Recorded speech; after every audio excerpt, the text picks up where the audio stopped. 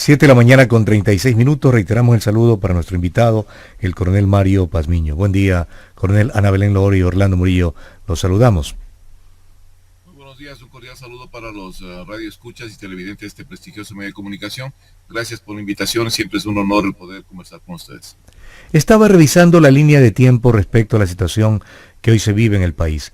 Y hay dos fechas o 2 años. El 2003, cuando se captura en Manabí al ex gobernador en una avioneta con droga, y luego las elecciones donde se eligió al ex mandatario Rafael Correa por la implicación que se derivó de supuestamente una vinculación con la FARC para su apoyo económico a la campaña de él.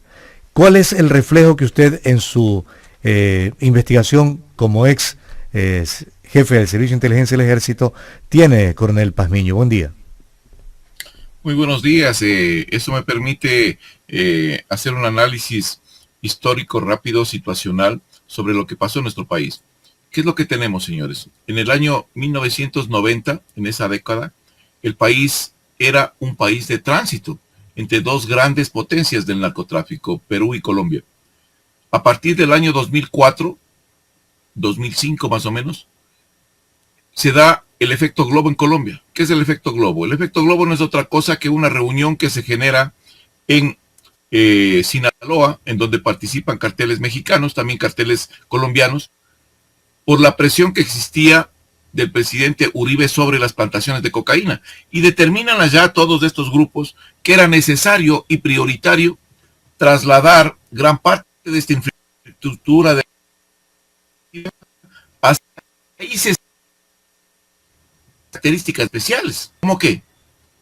Como fronteras permeables, países corruptos, países de cambio de identidad, países que permitan un lavado, una justicia deplorable, países que tengan una visión socialista, países dolarizados. En otras palabras, describía 2 países, a excepción del dolarizado, Venezuela y Ecuador. Por Venezuela sale el 50% de toda la producción de cocaína de Colombia, por Ecuador sale el 35.7%.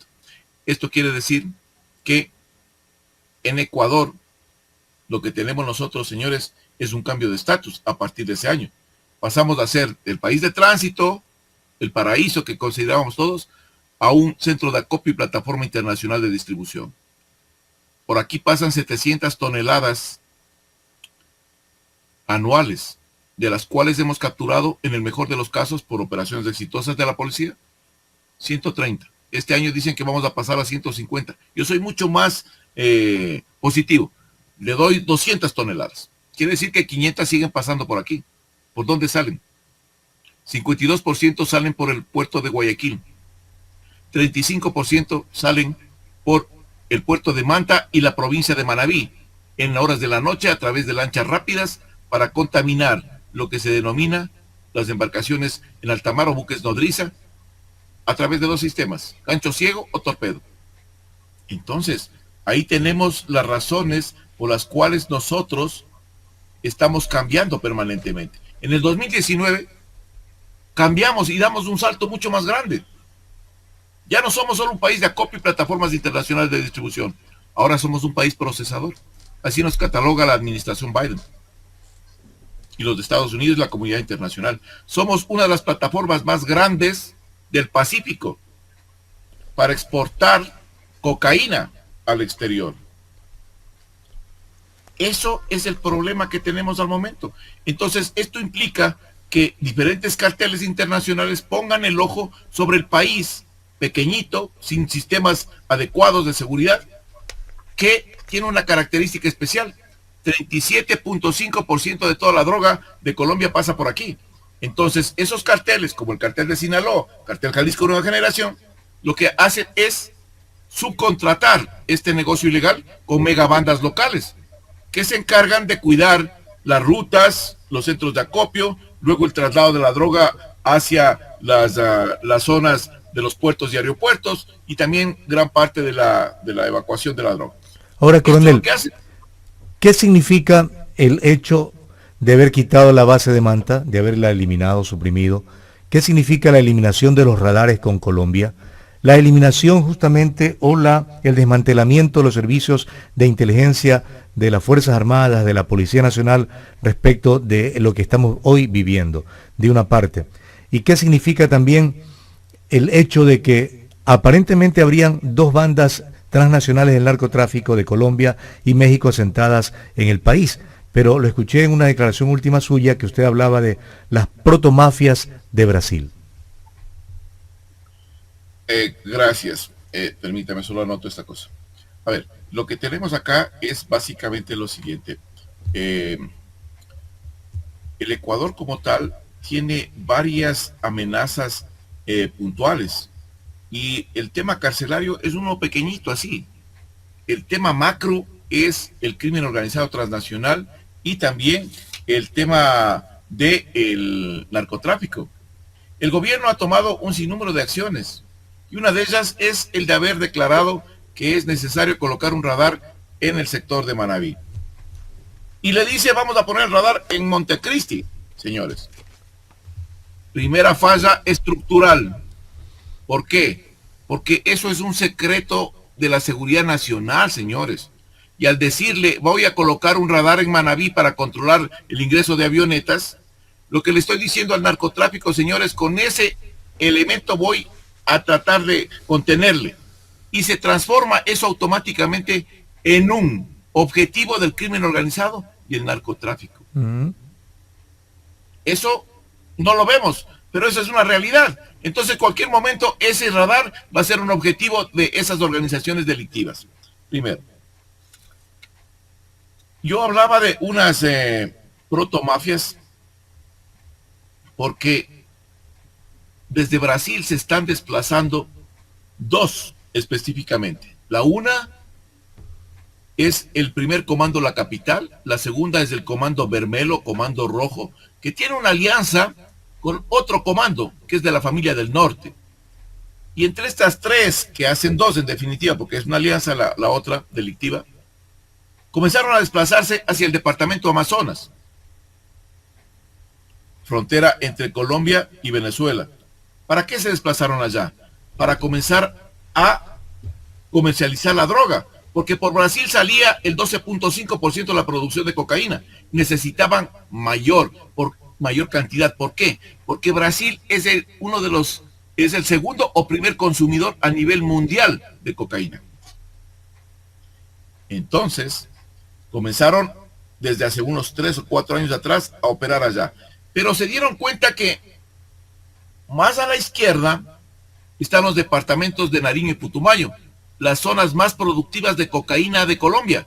Y comenzaron a girar desde hace unos 2 años atrás su accionar hacia esos departamentos. Y están ya realizando acciones en esos departamentos.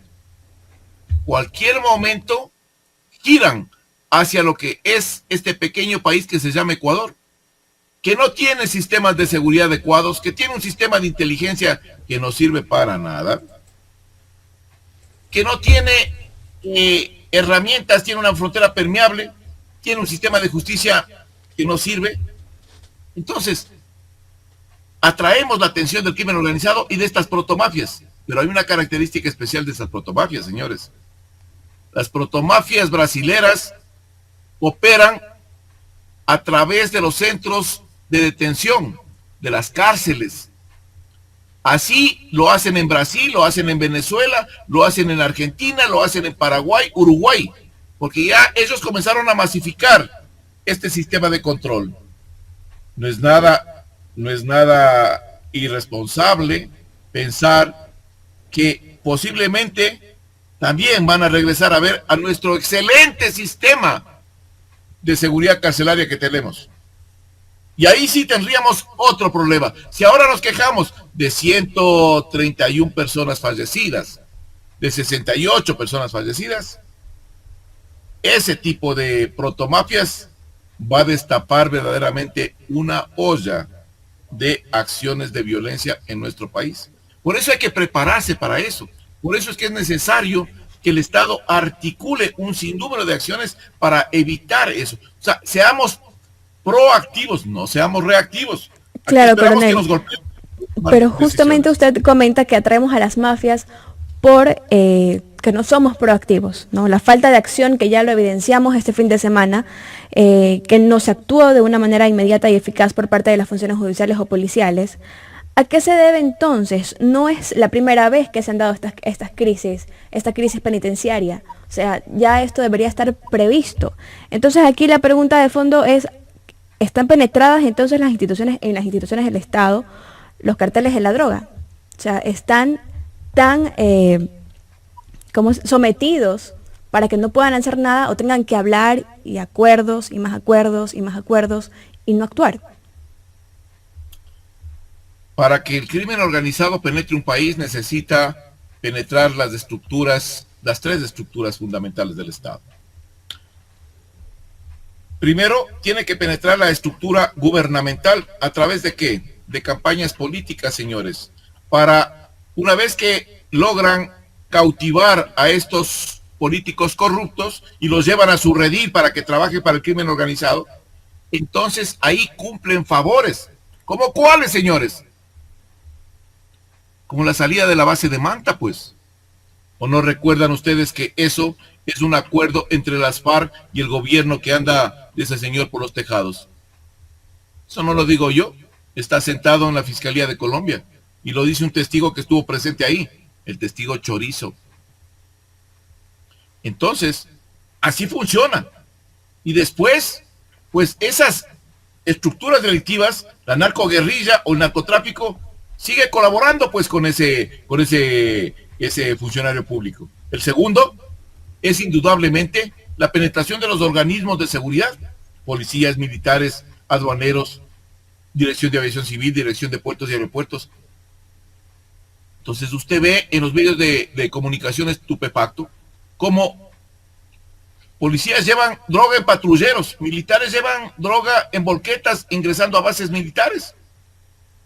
Y el tercer elemento, usted observa cómo se penetra la estructura de justicia, donde jueces y fiscales trabajan para el crimen organizado y levantan todos los días la bandera de la impunidad en este país. Por eso es que salen tanto a gente libre, pues, cuando ingresan a las cárceles por narcotráfico. Coronel. Eso es lo que sucede. Pero esto de las matanzas atroces que hemos visto en las penitenciarías del país no ocurría, dicen los diputados, en la época de la década que gobernó el economista Rafael Correa. Indudablemente, yo no digo que ocurrieran o no ocurrieran. Lo que estoy diciendo es que ese tipo de situaciones pues se manejaban de otra manera. ¿Por qué? Porque había un Ministerio de Justicia. Hay que decir las cosas que están bien hechas, ¿ah? Yo reconozco las cosas que están mal y también las cosas que están bien. Había un Ministerio de Justicia que se encargaba directamente de tramitar y hacer el seguimiento de cada uno de los detenidos. Eso es importante. Al momento no tenemos nada de eso, señores. Entonces, eso también contribuye a un clima de paz al interior de las cárceles. Se habla de que negoció el gobierno de Correa con las megabandas. Eso, bueno, no tengo yo información con relación a ese tema, pero parece que pudo haber sido una situación. Al momento, el presidente de la República dice, señores, vamos a sentarnos en una mesa las bandas delictivas y el gobierno. Error garrafal, señores. El gobierno no puede estar a la misma altura. El Estado ecuatoriano, o peor, el presidente de la República, que una banda de delincuentes que asesinó, incineró, decapitó, desmembró a seres humanos que estaban también ahí, detenidos en los centros carcelarios.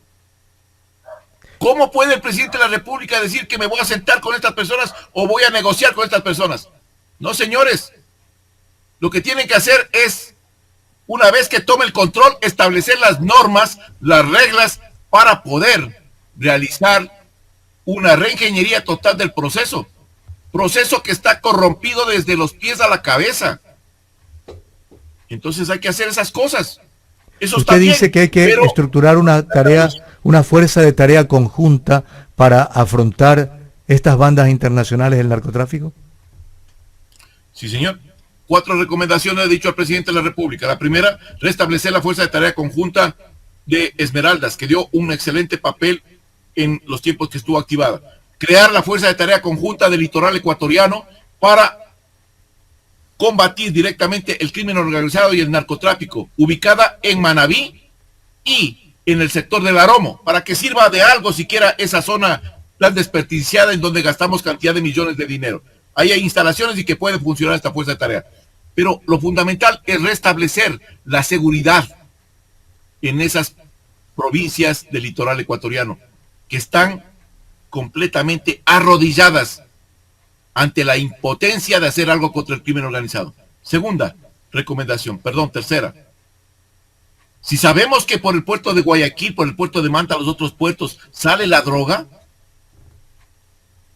yo propongo, señor presidente de la República, la militarización de puertos y aeropuertos, con el propósito de cortarle al crimen organizado y al narcotráfico la salida de la droga hacia el exterior y que dejen una pésima imagen a nuestro país en la comunidad internacional. Quinta, tenemos, señores, unidades altamente especializadas, unidades consideradas de élite del Ejército Ecuatoriano y de la Policía Nacional. ¿Por qué las tenemos en las ciudades, señores? Infantería de Marina le pondría a patrullar los ríos, los esteros, donde o por donde ingresa la droga vía fluvial a territorio ecuatoriano. Esas son las avenidas de aproximación. A las fuerzas especiales en la frontera norte, para evitar todas las trochas de ingreso de droga a territorio ecuatoriano. En el tema de seguridad ciudadana, señores, hay que cambiar ese famoso tema de los circuitos. La Policía Nacional fue desbordada hace mucho tiempo atrás por el crimen organizado y la delincuencia común. Lo que hay que hacer es otro sistema. ¿Cuál es ese sistema? Presencia disuasiva permanente. Es lo que utiliza Israel, distinguidos amigos, para contrarrestar las amenazas que tiene. Terrorismo, amenaza de delincuencia organizada, de delincuencia común. En base a una presencia a las 24 horas del día de toda la fuerza pública, para garantizar que la seguridad de los políticos, no, la seguridad de las embajadas, no, o de los ministros, no, señores, para garantizar la seguridad del pueblo ecuatoriano. Eso es lo que tiene que hacer el presidente de la República, y creo que con esas decisiones va a reducir significativamente el accionar del crimen organizado y del narcotráfico en nuestro país. ¿Y la Asamblea promulgar esa ley de derribo? Es vital, porque lo que tenemos al momento, señores, es un sistema radárico que no está funcionando. Esperemos que ya nos den el informe para saber qué pasó. Pero ese radar, ¿qué hacía? Lo único que hacía es decir, señores, acaba de ingresar una avioneta y acaba de salir otra avioneta. Nada más. No podía hacer nada la Fuerza Aérea, porque no tiene la ley de interdicción aérea. Entonces es necesario darle la herramienta jurídica a esa Fuerza Aérea Ecuatoriana, que es un orgullo del país, para que verdaderamente vaya a ejercer y hacer respetar la soberanía del espacio aéreo ecuatoriano. Porque aquí nos hemos convertido en una autopista permanente de entrada y salida de narcoavionetas, y no podemos hacer nada. Entonces ahora quiero ver, cuando mande el presidente de la República ese proyecto de ley a la Asamblea Nacional, quiénes están por la seguridad del país y quiénes están a favor del crimen organizado y el narcotráfico. Ahí les quiero ver, señores. Coronel Mario Pazmiño, muy gentil por su tiempo y el diálogo aquí en OMC Noticias de Ecuador en directo. Un estrechón de manos y gracias. Muy importante su aporte. Un buen día para usted.